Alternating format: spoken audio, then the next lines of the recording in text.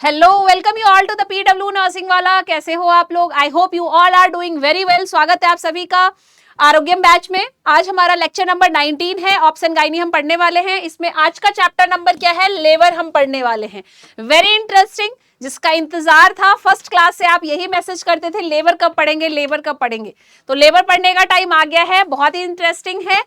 और मैंने जैसे कि पहले भी बोला है, आप नॉट सेट के लिए प्रिपेयर कर रहे हो, सबसे ज्यादा समझने पे फोकस करना।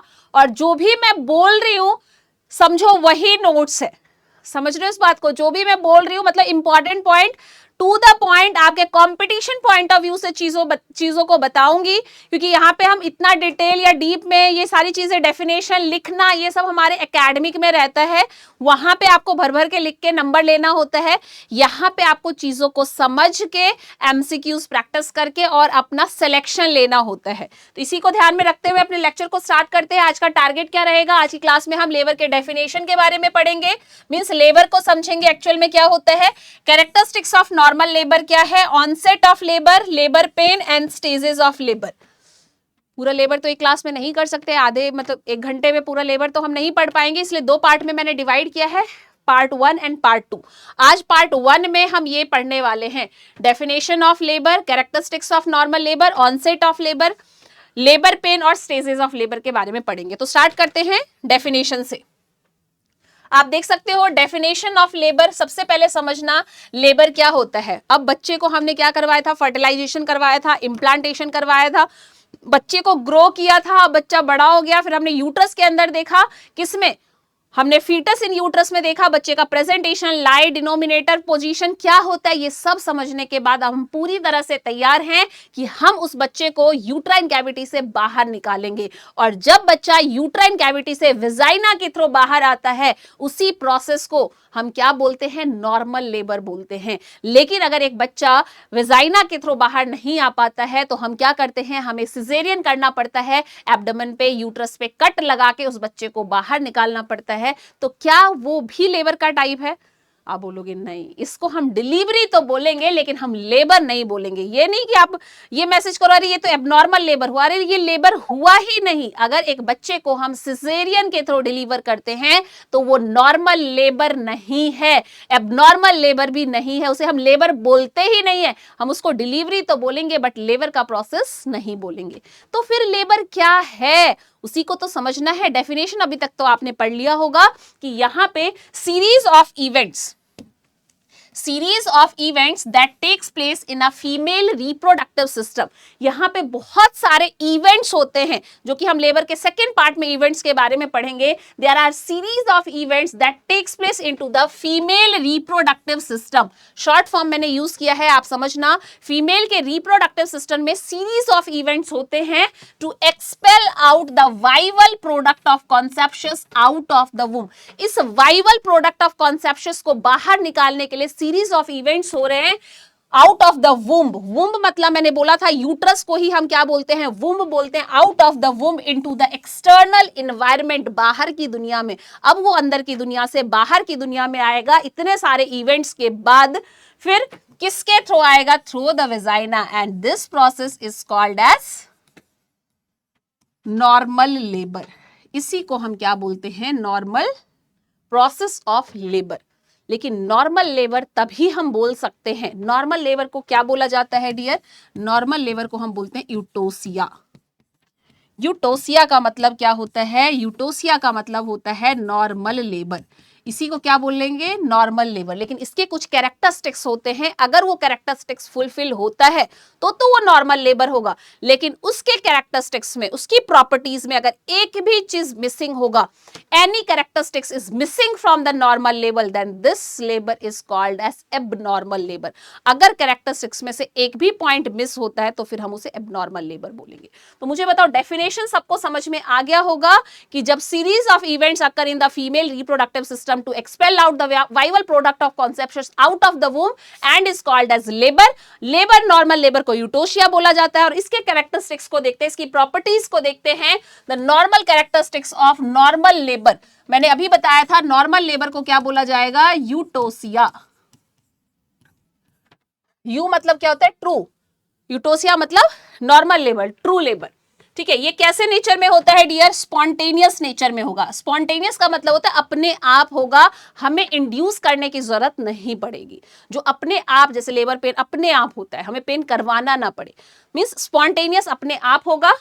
एट टर्म होगा, मतलब 37 वीक्स पे होगा, या फिर उसके 37 वीक्स या फिर उसके बाद होता है तो हम बोलते हैं एट टर्म होगा। मिनिमल यूज ऑफ डिवाइसेस, या फिर आप बोल सकते हैं नो यूज ऑफ डिवाइस।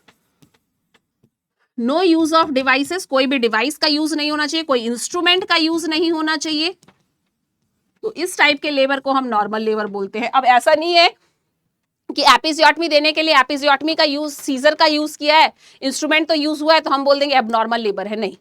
अभी मैंने यहाँ पे क्या लिखा है? Minimal use of devices. Episiotomy, scissor का यूज करना, कट लगाने के लिए, स्टिच करना, ये सब नॉर्मल लेबर में आता है। लेकिन बच्चा डिलीवर नहीं होता है, आप फोर्सेप यूज करते हो, आप वैक्यूम यूज करते हो, तो उसे हम क्या बोलेंगे? तो उस टाइप के लेबर को हम एबनॉर्मल लेबर बोलेंगे, क्योंकि वो नॉर्मल नहीं रहा जिसमें हमने फोर्सेप यूज किया या वैक्यूम से बच्चे को डिलीवर किया।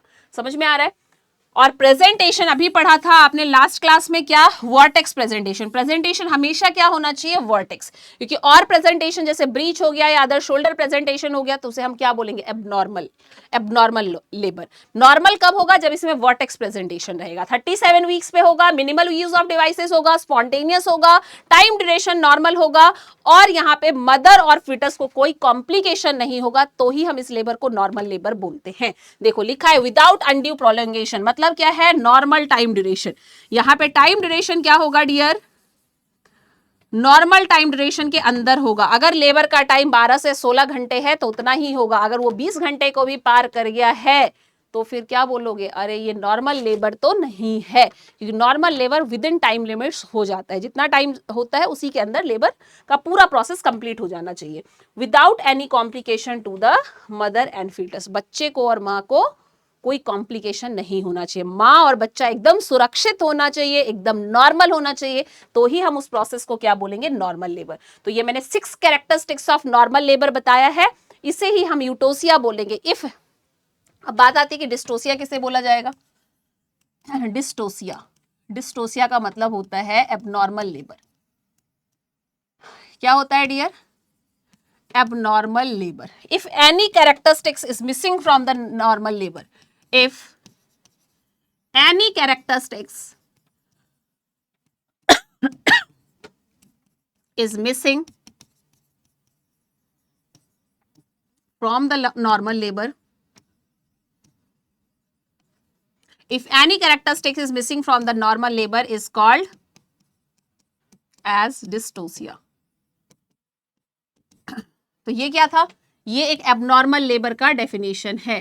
एबनॉर्मल लेबर का डेफिनेशन ही यही है, इफ एनी कैरेक्टरिस्टिक, इसमें से अगर एक भी कैरेक्टरिस्टिक्स मिसिंग होगा या अपने नॉर्मल लिमिट को फॉलो नहीं कर रहा होगा तो उसे हम क्या बोलेंगे? एबनॉर्मल लेबर बोलेंगे। तो डेफिनेशन क्लियर है, characteristics of normal labour clear है।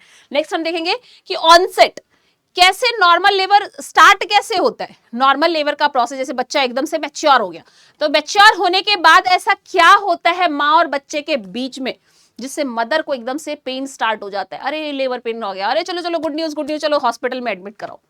कैसे पता चला? ये प्रोसेस अंदर हुआ कैसे? बॉडी में ऐसी क्या फिजियोलॉजिकल चेंजेस होता है जिसकी वजह से 9 महीने तक तो उसे दर्द नहीं हुआ, लेकिन जैसे ही लेबर का प्रोसेस, जैसे ही पेन स्टार्ट हुआ, आपको समझ में आ गया, या फिर कुछ उसके साइंस है, लीकेज होना, पेन होना, समझ में आ रहा है, या फिर शो का प्रेजेंट होना, तो सर्वाइकल डायलिटेशन एंड एफेसमेंट होना, नॉर्मल, ये सारे कैरेक्टरिस्टिक्स होते हैं नॉर्मल लेबर के, जिससे ये पता चल जाता है कि हाँ भाई गुड न्यूज़ है, चलो हॉस्पिटल में एडमिट कराना। डॉक्टर भी आपको पहले से बता के रखता है कि अगर ऐसा कोई साइन आपको दिखता है तो आप फटाफट हॉस्पिटल में अपना सामान वामान लेके, बच्चे का सामान लेके आ जाना फटाफट, क्योंकि अब वो जो नन्हा मुन्ना मेहमान है वो आने वाला है, उसका टाइम नजदीक आ गया है। अब वो अंदर इंतजार नहीं करेगा, अब वो बाहर आएगा ही आएगा। समझ में आ रहा है? तो ऑनसेट ऑफ लेबर कब होता है? जब बच्चा 37 वीक्स पे पहुंच जाता है, मैच्योर हो जाता है, तब उस बच्चे का हाइपोथैलेमस स्टिमुलेट होता है और हाइपोथैलेमस स्टिमुलेट होके क्या करता है? कॉर्टिकोट्रोपिन रिलीजिंग हार्मोन को वहां से सिक्रीट करता है, वो एंटीरियर पिट्यूटरी पे आके एक्ट करता है और वहां से एसीटीएच हार्मोन सिक्रीट होता है और वो एसीटीएच हार्मोन बच्चे के एड्रीनल ग्लैंड, एड्रीनल कॉर्टेक्स पे जाके एक्ट करता है और फिर वहां से क्या होते हैं? कुछ हार्मोन्स रिलीज होते हैं, ग्लूकोकॉर्टिकॉइड हार्मोन्स रिलीज होते हैं, कॉर्टिजोल, कॉर्टिजोन, कॉर्टिकोस्टेरॉन हार्मोन रिलीज होते हैं, वो प्लेसेंटा पे जाके काम करते हैं और प्लेसेंटा से क्या होता है? ईस्ट्रोजन हार्मोन का सिक्रीशन बढ़ जाता है, क्योंकि आपने पढ़ा था कि ईस्ट्रोजन के सिक्रीशन के लिए कौन? एक स्टेरॉइड रिस्पॉन्सिबल होता है, DHEA सल्फेट।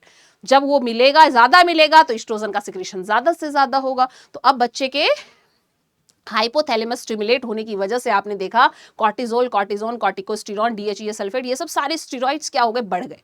इसके बढ़ने की वजह से क्या होता है? प्लेसेंटा पे जब ये काम करता है स्टेरॉइड, तो वहां से प्लेसेंटा क्या करता है? ईस्ट्रोजन हार्मोन का सिक्रीशन बढ़ा देता है और ईस्ट्रोजन हार्मोन बहुत ज्यादा बढ़ेगा तो प्रोजेस्टेरॉन रिलेटिवली डिक्रीज हो जाएगा। और आपने पढ़ा था progesterone is responsible for the continuation of pregnancy. तो जैसे ही प्रोजेस्टेरॉन रिलेटिवली डिक्रीज होगा, discontinuation of pregnancy started with labour pen, क्योंकि ईस्ट्रोजन का बढ़ा हुआ लेवल ऑक्सीटोसिन के लेवल को बढ़ा देता है, ऑक्सीटोसिन के रिसेप्टर को 200 टाइम्स बढ़ा देता है, ईस्ट्रोजन प्रोजेस्टेरॉन का रेशियो अल्टर हो जाता है and this all things lead to क्या? Labour pain. समझ में आ रहा? लेबर के प्रोसेस को इनिशिएट कर देगा। तो ये था about the onset of labour. देखते हैं, यही चीज यहां पे लिखा हुआ है जो मैं इतनी देर से आपको समझाने की कोशिश कर रही हूं। क्या समझाया मैंने? देखते हैं। ये था कि जब एक बच्चा 37 वीक्स पे पहुंचता है, टर्म पे पहुंचता है या 37 वीक्स को क्रॉस कर लेता है, तब उस बच्चे का हाइपोथैलेमस क्या होता है? स्टिमुलेट होता है और हाइपोथैलेमस स्टिमुलेट होके क्या रिलीज करेगा? CRH, जिसे हम क्या बोलते हैं? कॉर्टिकोट्रोपिन रिलीजिंग हार्मोन बोलते हैं, क्योंकि हाइपोथैलेमस क्या है? Masters of the masters gland, हमेशा ये रिलीजिंग या इनहिबिटरी हार्मोन को ही सिक्रीट करता है। ठीक है, फिर ये CRH कहां पे एक्ट करता है? तो आप बोलोगे CRH, ये CRH कहां पे एक्ट करेगा? Act on anterior pituitary gland and pituitary gland is called as the masters gland. अब जब ये पिट्यूटरी ग्लैंड पे एक्ट करेगा तो यहां से एक हार्मोन्स को रिलीज करता है, ACTS को रिलीज करेगा और ACTS कहां पे एक्ट करेगा? Act on adrenal gland. तो एड्रीनल ग्लैंड में तो क्या होता है? एड्रीनल कॉर्टेक्स होता है, मेडुला होता है, तो कहां पे जाके काम करेगा? एड्रीनल कॉर्टेक्स पे काम करेगा और एड्रीनल कॉर्टेक्स से क्या होगा?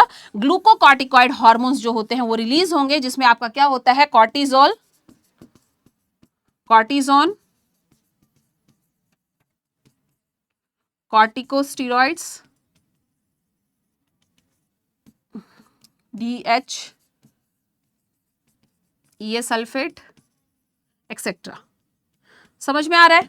तो ये ग्लूकोकॉर्टिकॉइड हार्मोन्स यहां से रिलीज होते हैं और ये कहां पे जाके एक्ट करेंगे? अब ये सब रिलीज हो गए हैं, जो बच्चे ने देखा, आपने देखा ये सारा प्रोसेस बच्चे में हुआ है और बच्चे ने इस हार्मोन को रिलीज किया। ये हार्मोन जाके आप प्लेसेंटा पे काम करता है। ये जो हार्मोन सिक्रीट हुआ एक्ट ऑन प्लेसेंटा और प्लेसेंटा पे जैसे ही ये जाके हार्मोन्स काम करेगा, ये स्टेरॉइड्स काम करेंगे, वैसे ही प्लेसेंटा से क्या होगा?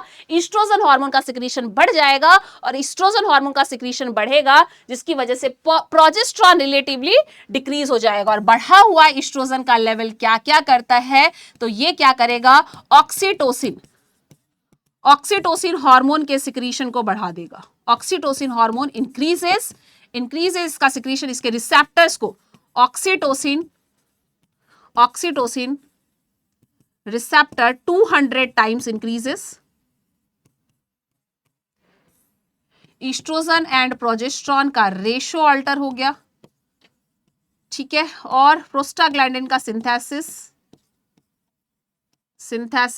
पीजी क्या है यहाँ पे? प्रोस्टाग्लैंडिन का सिंथेसिस स्टार्ट हो गया, ईस्ट्रोजन प्रोजेस्टेरॉन का रेशियो अल्टर हो गया, ऑक्सीटोसिन का रिसेप्टर 200 टाइम्स इंक्रीज हो गया, ऑक्सीटोसिन हार्मोन खुद इंक्रीज हो गया।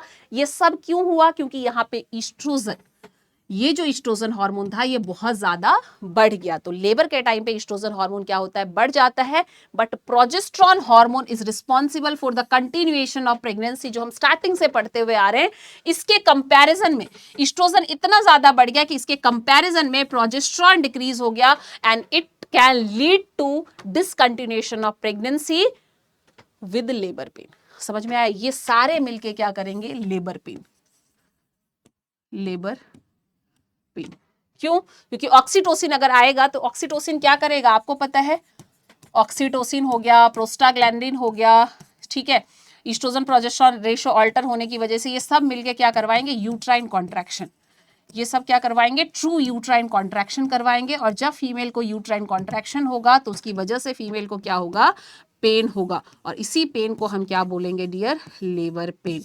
और जब प्रोजेस्टेरॉन डिक्रीज हुआ, जब आपको पता है प्रोजेस्टेरॉन डिक्रीज हो जाता है तो discontinuation of pregnancy. Discontinuation of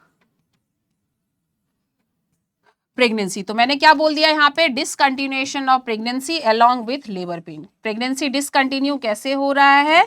labour pain के साथ। आपने अभी देखा कैसे कैसे प्रोसेस हुआ। इसी को हम क्या बोलते हैं? Causes of onset of labour.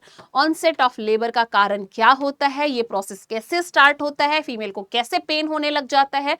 तो यही सारा प्रोसेस रहता है। ठीक है, चलो आगे बढ़ते हैं। नेक्स्ट है what is the difference between, very very ESIC का आपके नॉर्सेट का आया हुआ क्वेश्चन है और बहुत सारे सेंट्रल हॉस्पिटल्स जिसमें ये क्वेश्चंस पूछा हुआ है, वेरी वेरी इंपॉर्टेंट, इसलिए इसको स्टार मार्क कर लेंगे।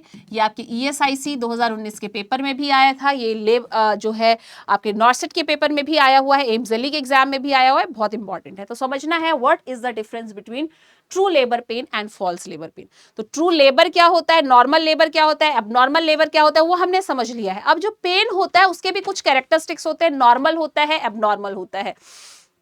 तो जो नॉर्मल लेबर पेन होता है वो कैसा होगा? उसकी इंटेंसिटी ज्यादा होगी, फ्रीक्वेंसी ज्यादा होगी, ठीक है, स्ट्रॉन्ग नेचर का पेन होगा, यहाँ पे सर्वाइकल डायलेटेशन एंड अफेसमेंट प्रेजेंट होगा, यहाँ पे शो प्रेजेंट होगा। और अगर फीमेल को हम वॉक भी करवाएं या एनीमा भी लगाए तो ये पेन सबसाइड नहीं होगा। और ये सारे कैरेक्टरिस्टिक्स किसके हैं? एक नॉर्मल लेबर पेन का है।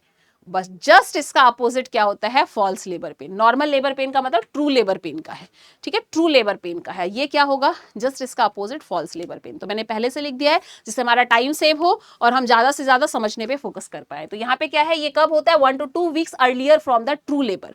तो ठीक है, ये कब स्टार्ट होता है? ट्रू लेबर से 1 से 2 हफ्ते पहले जो लेबर पेन होता है वो कैसा होगा? फॉल्स लेबर पेन होगा। और ट्रू लेबर पेन कब स्टार्ट होता है? True labour pain first stage of labour से स्टार्ट होता है। Start with the labour pain, onset of labour. जैसे ही ऑनसेट स्टार्ट हुआ, अभी मैंने बताया था ऑनसेट से ही ये पेन स्टार्ट हो जाता है। जैसे ही लेबर का ऑनसेट इनिशिएट होगा वैसे ही लेबर पेन स्टार्ट हो जाएगा और उसी पेन को हम ट्रू लेबर पेन बोलते हैं। ठीक है, लेबर के फर्स्ट स्टेज से ये स्टार्ट हो जाता है। चलो नेक्स्ट है, इसकी सीवियरिटी कम होती है लेकिन इसकी सीवियरिटी क्या होती है? Increase. Increase severity, increase intensity, just इसका अपोजिट लिख लेना। ठीक है, यहां पे डल नेचर का पेन होता है, यहां पे स्ट्रॉन्ग नेचर पेन होता है। इसमें कैसा? स्ट्रॉन्ग नेचर का पेन होगा। ये पेन किसी भी चीज से सबसाइड नहीं होगा। तो लेकिन यहाँ पे कैसा? डल नेचर का, यहाँ पुअर नेचर का पेन होता है। ठीक है, यहाँ स्ट्रॉन्ग नेचर का पेन होगा। No cervical effacement and dilatation. लेकिन आपको पता है यहाँ पे cervical effacement and dilatation present होगा। ठीक है, यहां पे पेन सबसाइड विद वॉकिंग। यहां पे आप लिखोगे pain not subside, not subside with, या तो आप उसे वॉक करा लो या फिर आप उससे पेन सबसाइड नहीं होता है। लेकिन यहाँ पे अगर हम वॉक कराते हैं, पेशेंट को एनीमा लगा देते हैं तो उसका पेन सबसाइड हो जाता है, इसका मतलब वो फॉल्स है। तो दोनों आपने ट्रू और फॉल्स में देख लिया। यहाँ पे शो एब्सेंट होता है। What is the meaning of show? Show क्या होता है? मैंने आपको फिजियोलॉजिकल चेंजेस ड्यूरिंग प्रेगनेंसी में बताया था। जो म्यूकस प्लग होता है वही निकलता है, उसे हम बोलते हैं शो। क्या होता है? The blood associated with mucus is called as show. Show का मतलब mucus associated with blood. The mucus associated with blood is called as show. यहां शो एब्सेंट होता है, बट यहां पे शो क्या होता है डियर?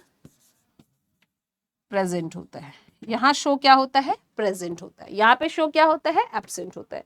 तो मुझे बताओ true labour pain and false labour pain के बारे में पता चल गया। यहां से बहुत ज्यादा क्वेश्चन आते हैं, वेरी इंपॉर्टेंट पॉइंट। मैं मार्क कर देती हूँ, स्टार मार्क कर देती हूँ। क्वेश्चन कहां से आया हुआ है देखना। एक तो cervical effacement and dilatation, pain not subside with walking, show वाला। तो ये जो यहाँ पे लिखा है ना, इसको अच्छे से करना, जो लास्ट के पॉइंट्स देखिए सबसे ज्यादा पूछा जाता है। ये तो आपको पता होगा, ये पुअर नेचर का, ये स्ट्रॉन्ग नेचर का, लेकिन सबसे ज्यादा पेन का पूछा जाता है, सर्वाइकल अफेसमेंट, डायलिटेशन और शो का, ये सबसे ज्यादा पूछा जाता है, जिसपे मैंने डबल स्टार बनाया है। तो प्लीज इसको याद रखें, इसको देखें और इसको रिवाइज करें, वेरी वेरी इंपॉर्टेंट, याद रखना है। चलो नेक्स्ट चलते हैं, स्टेजेस ऑफ लेबर। देखो अगर लिख लेते हैं तो थोड़ा सा क्या होता है, हम फास्ट चीजों को कवर कर पाते हैं, और समझ में तो आपको सारी चीजें आई गई होंगी। डेफिनेशन क्या है, नॉर्मल लेबर क्या होता है, नॉर्मल लेबर का कैरेक्टरिस्टिक्स क्या होता है, ट्रू लेबर और फॉल्स लेबर क्या होता है, ऑनसेट कैसे स्टार्ट होता है, वो सारी चीजें देखो हमने इतने फास्ट कवर कर लिया। ठीक है, अब क्या है, स्टेजेस ऑफ लेबर। कितने स्टेज होते हैं लेबर के dear? Yes, there are 4 stages of labour. कितने होते हैं? 4 स्टेजेस होते हैं। तो एक एक स्टेज करके हम पढ़ते जाएंगे। 4 स्टेजेस होते हैं। पहला stage, first stage of labour. First stage of labour, first stage of labour जो होता है, ये कब स्टार्ट होता है, कब एंड होता है, ये आपको याद रखना है। स्टार्ट कब होगा और एंड कब होगा। और फर्स्ट स्टेज ऑफ लेबर को ही हम क्या बोलते हैं, cervical stage of labour. First stage of labour is also called as cervical stage of labour. इसे ही हमने क्या बोला, सर्वाइकल स्टेज बोला। क्वेश्चन बनता है, याद रखना है। स्टार्ट कब होता है डियर, बताओ। फर्स्ट स्टेज ऑफ लेबर कब स्टार्ट होगा? First stage of labour start होता है with labour pain. First stage of labour started with labour pen and with and after full dilatation of the cervix, and with full dilatation of the cervix। और cervix का full dilatation कितना होता है? Full dilatation of the cervix हमने बात किया था, अभी पहले पढ़ा भी था, 10 सेंटीमीटर, मतलब फुल डायलेटेशन होगा, पूरा 10 सेंटीमीटर का डायलेटेशन ऑफ द सर्विक्स हो जाएगा। तो the first stage of labour and with the full dilatation of the cervix started with the labour pain. और ये था क्या, यहां से भी ESIC में इस तरह से क्वेश्चंस पूछा हुआ है कि कब स्टार्ट होता है, कब एंड होता है, ये भी आपको पता होना चाहिए। नेक्स्ट पॉइंट में हम देखेंगे what is the time duration. What is the time duration of normal labour. ठीक है, वो तो आप बोलोगे प्राइमी में अलग होगा और मल्टी में अलग होगा। यस, प्राइमी में ये 12 से 14 घंटे का होगा। ठीक है, मल्टी में ये 6 to 8 आवर्स का होगा। ठीक है, समझ में आ गया। मल्टी ग्रेविडा में फर्स्ट स्टेज ऑफ लेबर हमने पढ़ा, टाइम ड्यूरेशन यहाँ 12 से 14 घंटे हो गया, यहाँ पे मल्टी ग्रेविडा में 6 to 8 आवर्स का हो गया। नेक्स्ट हम देखेंगे phases of first stage of labour. Phases of first stage, यहाँ पे मेनली यही चीज हम डिस्कस करेंगे। तो यहाँ पे कितने फेज होते हैं फर्स्ट स्टेज ऑफ लेबर के? फर्स्ट स्टेज ऑफ लेबर के 3 फेज होते हैं। कितने फेज होते हैं dear? 3 phases of first stage of labour. और ट्रिक क्या याद रखना है, लातों के भूत बातों से नहीं मानते, LAT। क्या याद रखना है? LAT, लातों के भूत बातों से नहीं मानते हैं, LAT। L से क्या होगा? लेटेंट फेज, A से active phase, active phase. T से क्या हो जाएगा dear? Transition phase, transition phase. समझ में आया? तो मैंने क्या बताया, फर्स्ट स्टेज ऑफ लेबर के 3 फेज होते हैं। कैसे याद रखना है? लातों के भूत बातों से नहीं मानते हैं, LAT। जिसे आप गलती ना करो, क्योंकि कभी कभी आप क्या करते हो, एक्टिव फेज को पहले ले आते हो, लेटेंट फेज को बाद में कर देते हो, ट्रांजिशन फेज को पहले ले आते हो। इसलिए ये ट्रिक बनाया है जिससे आपको चीजें याद रहे, LAT। जैसे भी याद रखना है, लैट से याद रखना है, लात से याद रखना है, जैसे भी याद रखना है, बस याद रखना आप।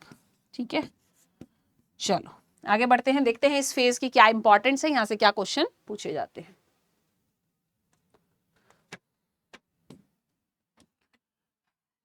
सबसे पहला फर्स्ट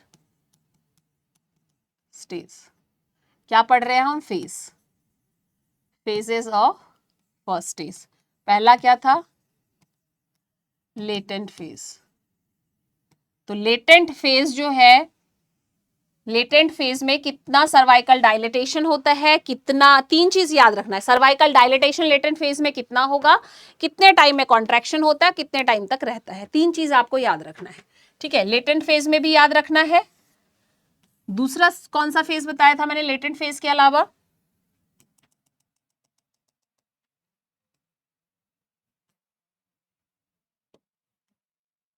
देखो यहां पे मैं बना देती हूँ जिससे आपको थोड़ा सा इजी हो जाए। लेटेंट फेज,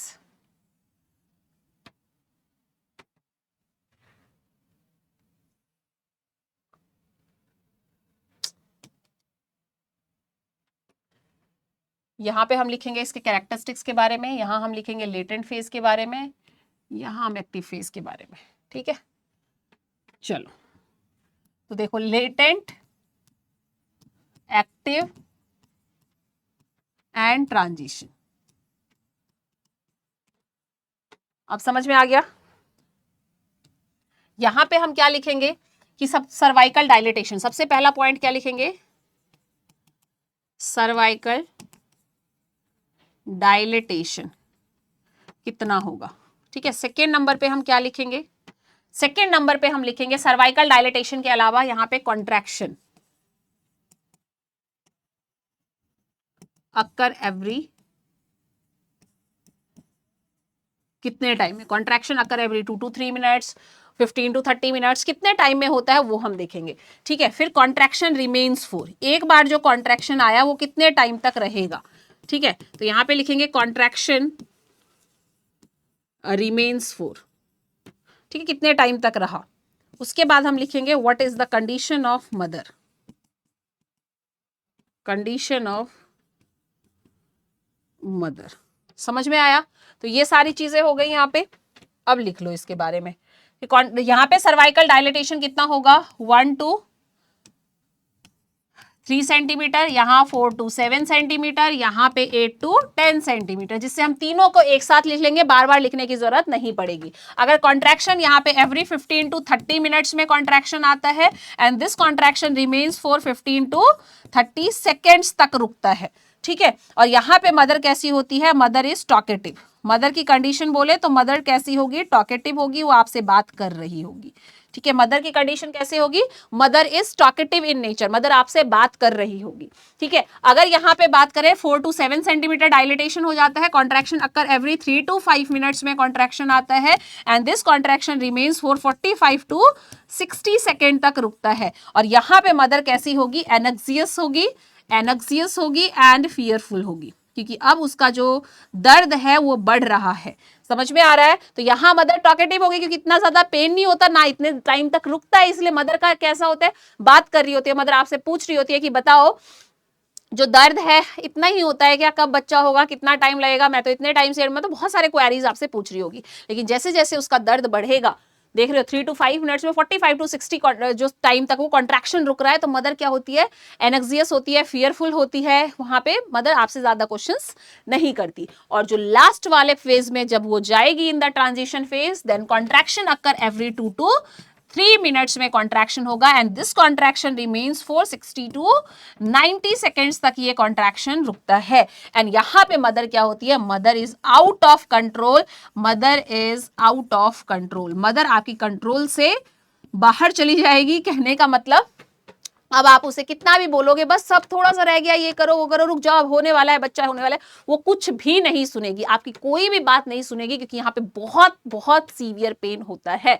ठीक है, 60 to 90 सेकेंड तक रहता है और यहाँ पे 1-2 कॉन्ट्रैक्शन काफी होता है बच्चे को आउट करने के लिए, लेकिन मदर का यहाँ पे पॉजिटिव रिस्पॉन्स होना चाहिए, मदर का फुल एफर्ट्स होना चाहिए। तो जब यूट्राइन कॉन्ट्रैक्शन इतना अच्छा हो, तभी आप मदर को क्या बोलते हो, पुशिंग एफर्ट्स लगाने के लिए। और आपने लेबर रूम में एक साउंड सुना होगा, क्या ऑब्स्टेट्रिशियन क्या बोलते रहते हैं, push push push push push push push push बोलते ही रहते। क्यों वो लॉन्ग टाइम तक बोलते रहते हैं, क्योंकि वो कॉन्ट्रैक्शन इतने टाइम तक यूट्रस में रहता है और मदर अगर वहां पे इनवॉलंटरी के साथ वॉलंटरी कॉन्ट्रैक्शन जब मिल जाता है तो बच्चा उसी पुश के साथ में बाहर आ जाता है। इसीलिए ऑब्स्टेट्रिशियन बोलते हैं, हाँ जैसे हिंदी में बोले तो लगा लगा लगा, जैसे आपने सुना होगा लेबर रूम में बोलते, बहुत अजीब सा हिंदी में लग रहा है, बट जैसे आप प्राइवेट हॉस्पिटल में देखोगे तो वहां पे क्या होते हैं, push push push, very good push push push push push, continue बोलते हैं, जिससे कि मदर जो अपना पुशिंग एफर्ट्स लगा रही है, अपने एब्डोमिनल मसल से जो प्रेशर लगा रही है, वो प्रेशर, यूट्राइन कॉन्ट्रैक्शन इतना अच्छा है, दोनों ही प्रेशर जब मिल जाएंगे तो बच्चा क्या होगा, एक्सपेल आउट हो जाएगा। इसीलिए बोला जाता है what is the responsibility of a nursing officer at this time. आप मदर को क्या एडवाइस करते हो कि आपको क्या करना है, पुशिंग एफर्ट्स तब लगाना है जब यूट्राइन कॉन्ट्रैक्शन हो, और rest in between the contraction. Very important point कि आपको मदर को यह भी बोलना है कि जब यूट्राइन में जब दर्द नहीं आ रहा है तो आपको भी रेस्ट करना है। नहीं तो वो क्या होगी, एग्जॉस्ट हो जाएगी, थक जाएगी और फिर बाद में एफर्ट्स नहीं लगा पाएगी और फिर वो लेबर का प्रोसेस फुलफिल नहीं हो पाएगा, फेल्ड हो जाएगा। इसलिए ये पॉइंट्स इंपॉर्टेंट होता है जो हमें वहां मदर को बताना होता है। ये हमारी रिस्पॉन्सिबिलिटी होती है as a nursing officer, labour room में काम कर रहे हैं, क्योंकि हर एक मदर को नहीं पता होता। अगर किसी का फर्स्ट बेबी है तो उसे नहीं पता है कि किस तरह से जोड़ लगाना है, किस तरह से पुशिंग एफर्ट्स लगाना है, कैसे बच्चा आएगा। आप पढ़ रहे हो इसलिए आपको पता है, लेकिन हर किसी को ये चीज नहीं पता होता। ठीक है, तो ये था important point about the phases of the first stage of labour. मुझे लगता है ये समझ में आ गया होगा। चलो तो सेकेंड स्टेज की तरफ बढ़ते हैं। सेकेंड स्टेज ऑफ लेबर, और सेकेंड स्टेज ऑफ लेबर में क्या होता है, ये कब स्टार्ट होता है, ये कब एंड होता है, ध्यान से देखना। ये स्टार्ट कब होता है, start after full dilatation of the cervix, started after full dilatation of the cervix and after, कब स्टार्ट हुआ, स्टार्ट कब हुआ, स्टार्ट हुआ after full dilatation of the cervix and with expulsion of foetus. अब देखो इसमें बच्चा बाहर आ जाएगा, एक्सपल्जन ऑफ फीटस आज हो जाएगा। कॉन्ग्रेचुलेशन, बधाई हो, आपके घर वो नन्हा मुन्ना मेहमान आ गया है। हमारे ओबीजी की शुरुआत जो हमने फर्टिलाइजेशन इम्प्लांटेशन से स्टार्ट की थी, आज वो बेबी ग्रो होके बाहर आ गया है। हमारे 19th लेक्चर का 18 लेक्चर जो हम पढ़ रहे हैं उसकी मेहनत आज सफल हो गई है और वो बच्चा इस दुनिया में आने वाला है। कौन से स्टेज में आता है भाई, कौन से स्टेज में बच्चा बाहर आता है, सेकेंड स्टेज ऑफ लेबर में। फर्स्ट स्टेज में बच्चा बाहर नहीं आता है, सेकेंड स्टेज ऑफ लेबर में बच्चा बाहर आ जाता है। Foetus expel out in the second stage of labour. ESIC Delhi का, ईएसआईसी का क्वेश्चन है, दिल्ली नहीं, ईएसआईसी का तो सेंट्रल गवर्नमेंट का एग्जाम होता है, तो ईएसआईसी में क्वेश्चन पूछा हुआ है। Very important, after full dilatation of the cervix and expulsion of the foetus के साथ ये एंड हो जाता है। और अगर आपसे टाइम ड्यूरेशन पूछा जाए, अगर आपसे यहाँ पे टाइम ड्यूरेशन पूछा जाता है तो बताओ क्या टाइम ड्यूरेशन रहेगा, बताओ क्या टाइम ड्यूरेशन रहेगा यहाँ पे सेकेंड स्टेज ऑफ लेबर का। तो जो टाइम ड्यूरेशन रहता है डियर, वो प्राइमी में अलग रहता है अगर पहली बार है, और मल्टी ग्रेविडा जो 2-3 बार बच्चों को जन्म दे चुकी है उसमें अलग रहता है। जो पहली बार है उसमें 2 to 3 आवर्स का टाइम ड्यूरेशन होता है, बट जो मदर पहले 2-3 बच्चे को जन्म दे चुकी है उसमें जो टाइम ड्यूरेशन रहता है वो 30 मिनट्स का टाइम ड्यूरेशन रहता है। तो ये है time duration of the second stage of labour. और नेक्स्ट हम बात करेंगे what is the phases of second stage. Second, जैसे आपने फर्स्ट स्टेज में फेजेस पढ़ा है वैसे सेकेंड स्टेजेस में भी क्या होता है, phases of the second stage. Second stage के भी 2 फेजेस होते हैं, वहां 3 फेज पढ़ा था, यहाँ 2 फेज पढ़ोगे। और ये 2 फेज कौन से होते हैं, प्रोपल्सिव फेज एंड एक्सपल्सिव फेज। कौन सा होता है डियर, प्रोपल्सिव एंड एक्सपल्सिव फेज होता है। और ये जो प्रोपल्सिव और एक्सपल्सिव फेज होता है, ये जो प्रोपल्सिव फेज और एक्सपल्सिव फेज होता है, इसमें आपको देखना है, इस प्रोपल्सिव और एक्सपल्सिव फेज में बीएचयू के एग्जाम से क्वेश्चन पूछा हुआ है। ठीक है, कि कितना टाइम ड्यूरेशन होता है, प्राइमी में कितना होता है, मल्टी में कितना होता है। तो प्रोपल्सिव फेज में ज्यादा टाइम लगता है, 1.5 से 2 घंटे का। मैं बोल रही हूं, लिख लेना। यहाँ पे भी प्राइमी और मल्टी करके क्वेश्चन पूछा जाएगा, और यही क्वेश्चन किसका था, बीएचयू का था। एक प्राइमी ग्रेविडा फीमेल होती है जिसमें प्रोपल्सिव फेज 1.5 से 2 घंटे का होता है, लेकिन जो मल्टी ग्रेविडा फीमेल होती है उसमें 20 मिनट्स का होता है। और यहीं पे एक्सपल्सिव फेज के बारे में पूछा जाए तो जो प्राइमी ग्रेविडा फीमेल होती है उसमें ये 20 to 30 मिनट्स का होता है, लेकिन जो मल्टी ग्रेविडा फीमेल होती है उसमें सिर्फ और सिर्फ 10 मिनट्स का टाइम ड्यूरेशन होता है। समझ में आया क्या, अरे बोलो, समझ में आया तो जल्दी से जल्दी लिख लेना। यहां से क्वेश्चन आया हुआ है, ये मैं बीएचयू का एग्जाम देने जब बनारस हिंदू यूनिवर्सिटी वहां बीएचयू गई थी तो वहां पे जाके पेपर मिला था, ओएमआर शीट में ये फिल करना था। फिर सेकेंड टाइम जब पेपर हमने दिया तो वो तो फिर ऑनलाइन हो गया था, ऑनलाइन मोड में। लेकिन पहले क्या होता था, वहीं बीएचयू में बनारस में जाके ही एग्जाम देके आना पड़ता था। अरे क्या बताऊं, बहुत लंबी कहानी है। ठीक है, वो हम बाद में कभी डिस्कस करेंगे जब हमारे पास बहुत ज्यादा टाइम होगा। बट अभी वहां पे भी कुछ चीजें हुई थी जो मैं आपको बताऊंगी, इन अदर क्लास बताऊंगी, यहाँ पे ज्यादा टाइम नहीं है बात करने का। ठीक है, तो प्रोपल्सिव फेज मैंने क्या बोला, ये 1.5 से 2 घंटे का होता है। मल्टी ग्रेविडा में ये सिर्फ 20 मिनट्स का होता है। प्राइमरी ग्रेविडा में जो एक्सपल्सिव फेज होता है ये 20 to 30 मिनट्स का होता है, लेकिन अगर हम मल्टी ग्रेविडा की बात करें तो उसमें सिर्फ और सिर्फ 10 मिनट्स का ये टाइम ड्यूरेशन होता है। यहां से क्वेश्चन पूछा हुआ था कि बताओ बीएचयू में जो क्वेश्चन आया था कि एक्सपल्सिव फेज एक मल्टी ग्रेविडा फीमेल में टाइम ड्यूरेशन कितना होगा, 10 मिनट, 15 मिनट, 20 मिनट या फिर 30 मिनट्स होगा। बहुत ही सिंपल क्वेश्चन था अगर किसी ने पढ़ा हो तो, लेकिन अगर किसी ने नहीं पढ़ा है तो बिल्कुल ही तुक्का वहां नहीं चल सकता है। ठीक है, तो बहुत सिंपल था। Phases of second stage of labour, time duration and second stage of labour कब स्टार्ट होता है, कब एंड होता है, इससे ज्यादा डिटेल हम इस क्लास में नहीं कर सकते। बाकी सारी चीजें जो एग्जाम पॉइंट ऑफ व्यू से हैं आपको समझ में आ गई होंगी। चलो हम चलते हैं कि इसमें थर्ड स्टेज ऑफ लेबर की तरफ।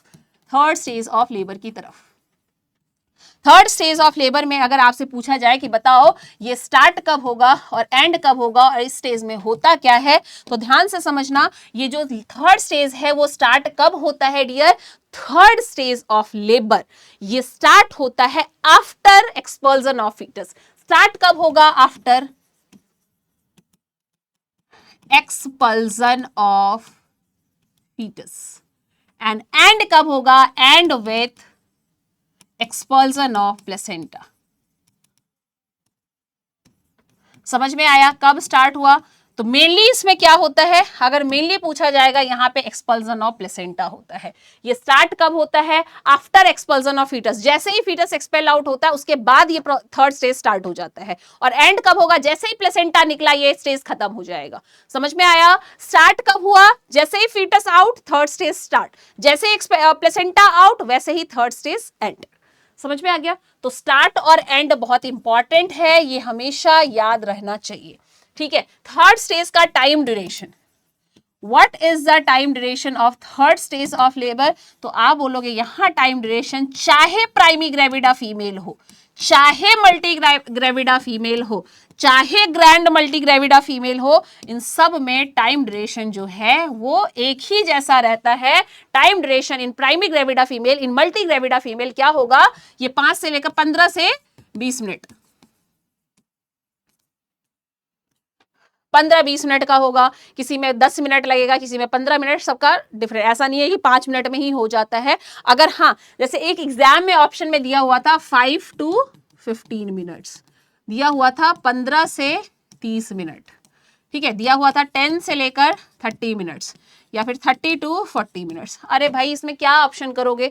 बिल्कुल ठीक था, 5 से 15 कर सकते हो ना। 15 से 20 लिखा है, इसका मतलब ये नहीं है 20 मिनट तक मैंने बोला है। 15-20 मिनट एक एवरेज टाइम में आता है कि किसी का 10 मिनट में, किसी का 15 मिनट्स में हो जाता है। लेकिन अगर कोई प्लेसेंटा 30 मिनट्स तक रिटेन रह जाता है, 30 मिनट्स तक रिटेन रह जाएगा, तो उस प्लेसेंटा को हम रिटेन प्लेसेंटा बोलते हैं। If the placenta retain more than 30 minutes, up to 30 हम नॉर्मल बोलते हैं, अप टू 30। वैसे हम 30 वाला ऑप्शन नहीं, हम 15 से 20 मिनट वाला ऑप्शन ही प्रायोरिटी में सेलेक्ट करेंगे। बट मैंने बोला by chance up to 30 it's normal, but more than 30 it's called as retain bits of placenta. ये आपको याद रखना है। चलो, तो ये चीज यहां से समझ में आ गया। तो इस तरह के क्वेश्चंस एमसीक्यूज करने से आपको इजिली आ जाते हैं। तो यहाँ पे थर्ड स्टेज में टाइम ड्यूरेशन देख लिया। अब क्या होता है थर्ड स्टेज में, मैंने बोला एक्सपल्जन ऑफ प्लेसेंटा होता है। एक्सपल्जन ऑफ प्लेसेंटा, और एक्सपल्जन ऑफ प्लेसेंटा के बारे में मैं यहीं पे बता देती हूँ। एक्सपल्जन ऑफ प्लेसेंटा स्टेप्स में होते हैं। सबसे पहला स्टेप क्या होता है, सेपरेशन ऑफ प्लेसेंटा। और यहां से एग्जाम में क्वेश्चन आया हुआ है कि जो separation of placenta, placenta expel out कब होगा, जब वो सेपरेट होगा। तो प्लेसेंटा का सेपरेशन ऑफ प्लेसेंटा 2 मेथड से होता है, जिसे हम बोलते हैं सल्ज मेथड, जिसे हम क्या बोलते हैं, सल्ज मेथड और Matthew Duncan method. Matthew Duncan method, Matthew Duncan method और सल्ज मेथड। सल्ज मेथड में देखना, डायग्राम से बता रही हूं क्या होगा। सल्ज मेथड में ध्यान से देखना, ये सल्ज मेथड बता रही हूं, यहां पे प्लेसेंटा अटैच्ड है। और क्या होगा अगर ये सेंटर से सेपरेट होता है, if placenta separated from the centre then it's called as Schultze method. लेकिन अगर प्लेसेंटा क्या होता है, पेरिफेरी से सेपरेट होता है and foetal part appear first from the vagina. देखो जैसे ये प्लेसेंटा है, जैसे प्लेसेंटा है और प्लेसेंटा अभी कहां से सेपरेट हो रहा है डियर? पेरिफेरी रीजन से सेपरेट हो रहा है। कहां से हो रहा है? पेरिफेरी, सेंटर से नहीं हो रहा, साइड से हो रहा है, पेरिफेरी रीजन से हो रहा है। एंड यहाँ पे कौन सा पार्ट पहले अपीयर होगा? Maternal part appear first from the vagina, then it's called as Matthew Duncan method. Schultze का एक ट्रिक भी होता है CSF, बाद में ये मत करना सिर्फ नोट्स पढ़ के कि ये CSF कहां से आ गया, मैम तो यहाँ पे न्यूरो CSF लेके आ गई। ये ट्रिक है, ये फिर से बता रही हूँ, ये क्या है डियर? ये ट्रिक है। और ये ट्रिक क्या है ये ध्यान से समझो। सी से क्या होता है? Centre part separate first, foetal part appear first from the vagina. कौन से मेथड में? तो सल्ज मेथड में। तो ये था पूरा ट्रिक CSF, मतलब यहाँ पे जो ये फीटल पार्ट है वेजाइना से पहले अपीयर होगा। फीटल जब ये बीच से सेपरेट होगा तो foetal part appear first from the vagina, centre part separate first. Just इसका अपोजिट मैथ्यू डंकन मेथड में होता है, periphery region separate first and maternal part appear first from the vagina. तो प्लीज ये पॉइंट जो मैंने बोला है ये सल्ज मेथड में और मैथ्यू डंकन मेथड में लिख लेना। मोस्ट कॉमन कौन सा होता है? मोस्ट कॉमन सल्ज मेथड होता है। सबसे ज्यादा प्लेसेंटा सेपरेट कहां से, कौन से मेथड से होता है? सल्ज मेथड से होता है। समझ में आ गया? तो ये था फर्स्ट स्टेप, कौन सा? Separation of placenta. अब ये जो प्लेसेंटा इस मेथड से सेपरेट होता है उसका कुछ इंडिकेशन भी होगा। तो यहां पे क्वेश्चन पूछा जाता है what is the indication of separation. यहां से भी क्वेश्चन आता है इंडिकेशन ऑफ सेपरेशन क्या होता है? बिल्कुल सही समझा आपने, वही gush of blood, lengthening of the umbilical cord. क्या होगा डियर? यहां पे gush of blood, lengthening of umbilical cord. जैसे ही प्लेसेंटा सेपरेट होगा तो ये कुछ साइन आएंगे, लेंथनिंग ऑफ अम्बिलिकल कॉर्ड आपको लंबा होता दिखाई देगा, आपको एकदम से ब्लड, गश ऑफ ब्लड आता दिखाई देगा, slightly decrease in the fundal height. ठीक है, फंडल हाइट। तो ये कुछ पॉइंट्स मैंने यहाँ पे लिखा है। ये क्या है dear? Indication of the separation of placenta. यहां से एग्जाम में क्वेश्चन आया हुआ है, वेरी वेरी इंपॉर्टेंट। जहां मैं इंपॉर्टेंट लिख रही हूँ, जहां मैं स्टार बना रही हूँ, जहां मैं क्वेश्चंस लिख रही हूँ वो बहुत ज्यादा इंपॉर्टेंट है। यहां से इमेज बेस्ड क्वेश्चन आता है, जहां मैंने इमेज बनाया है यहाँ से इमेज बेस्ड क्वेश्चन भी आता है, इसको भी थोड़ा सा ध्यान रखना है। तो फर्स्ट स्टेप आपको पता चल गया, प्लेसेंटा क्या होता है? सेपरेट होता है। और जब सेपरेट होता है तो वहां पे कुछ साइन आते हैं, कुछ इंडिकेशन होता है जहां से भी क्वेश्चन पूछा जाता है। सेकेंड स्टेप में क्या होगा? सेकेंड स्टेप में अब ये प्लेसेंटा सेपरेट होने के बाद descend down into the lower uterine segment, और थर्ड स्टेप में एक्सपेल आउट हो जाएगा। तो इस तरह से 3 स्टेप में क्या होता है? प्लेसेंटा एक्सपेल आउट हो जाता है। तो मैंने क्या बोला? स्टेप नंबर 2 में क्या हुआ? स्टेप नंबर 2 में placenta descend down into the lower uterine segment. Placenta क्या हुआ? डिसेंड डाउन हुआ into the lower uterine segment. और अगर हम यहां पे बात करें स्टेप नंबर 3 की, तो स्टेप नंबर 3 में क्या होता है? प्लेसेंटा डिसेंड डाउन होने के बाद प्लेसेंटा एक्सपेल आउट।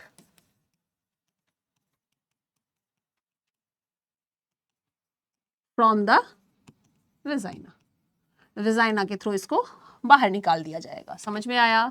समझ में आया? तो इस 3 स्टेप से क्या होता है? प्लेसेंटा बाहर निकल जाता है। तो ये कौन सा था डियर? ये कौन सा था? ये था आपका third stage of labour. Next हम बात करेंगे fourth stage of labour. Fourth stage of labour. और फोर्थ स्टेज ऑफ लेबर क्या होता है? Fourth stage of labour start कब होता है? After fourth stage of labour start after expulsion of placenta. Placenta expel out होने के तुरंत बाद कौन सा फेज स्टार्ट हो जाता है? Fourth stage of labour. और ये एंड कब होता है? एंड आप बोलते हैं 1 से 1 to 4 आवर्स आफ्टर। ठीक है, तो कब स्टार्ट हुआ fourth stage of labour? After expulsion of placenta. और एंड कब होगा? तो हम बोलते हैं कम से कम कितनी देर यहाँ पे जो है फीमेल का अंडर ऑब्जर्वेशन है? एटलीस्ट 1 आवर। वैसे एक्चुअल 4 आवर्स तक होता है, बट 1 घंटे कम से कम फीमेल का क्या होना चाहिए? ऑब्जर्वेशन। इसीलिए इसका टाइम ड्यूरेशन जब पूछा जाता है कि बताओ time duration fourth stage of labour का क्या होगा, चाहे वो प्राइमी हो चाहे वो मल्टीग्रेविडा फीमेल हो, तो उन दोनों में ही टाइम ड्यूरेशन क्या रहता है? 1 to 4 आवर्स मैं लिख रही हूं। आपको अगर एक्चुअल सेलेक्ट करना पड़े 4 आवर्स, नहीं तो कम से कम एटलीस्ट कितनी देर का ऑब्जर्वेशन होना चाहिए? 1 आवर का तो होना ही चाहिए। उसके बाद ही उसको कहाँ पे शिफ्ट करते हैं? हम रूम में शिफ्ट करते हैं, लेबर रूम से जब फीमेल को रूम में शिफ्ट किया जाता है तो कम से कम लेबर रूम में जो अंडर ऑब्जर्वेशन रखा जाता है एटलीस्ट 1 आवर रखा जाता है। ऐसे तो एक्चुअल टाइम ड्यूरेशन क्या होता है 4 आवर्स तक रखना चाहिए, उसके बाद शिफ्ट करना चाहिए। ठीक है, तो देख लो आप यहाँ पे मेनली मोर ऑब्जर्वेशन रहता है, more observation and less intervention,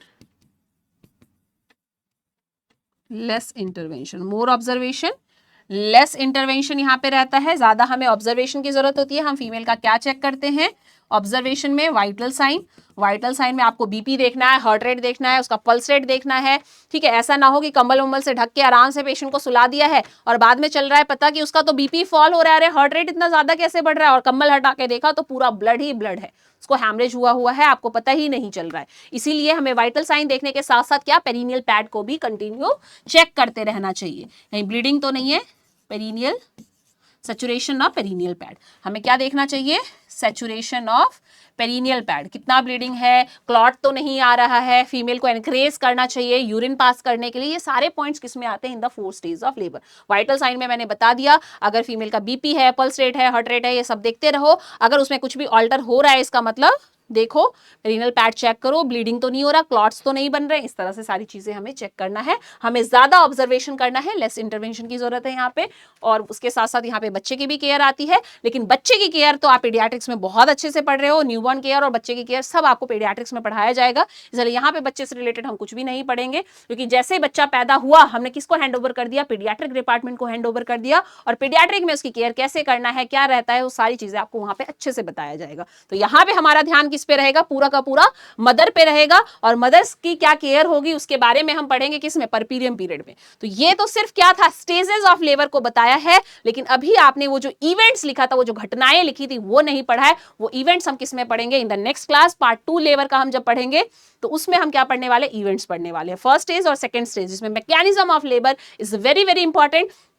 in short मैं कोशिश करूंगी कि आपको सारे पॉइंट्स लिख के और टिप्स पे करवा दूं। मेरा काम ज्यादा से ज्यादा ये रहेगा कि आपको चीजें पॉइंट टू पॉइंट याद हो। ठीक है, एक्सप्लेनेशन तो मैं समझाऊंगी और वीडियो देखोगे तो समझ में आ ही जाएगा, क्योंकि लिखने से ज्यादा क्या आपको लिखना तो है।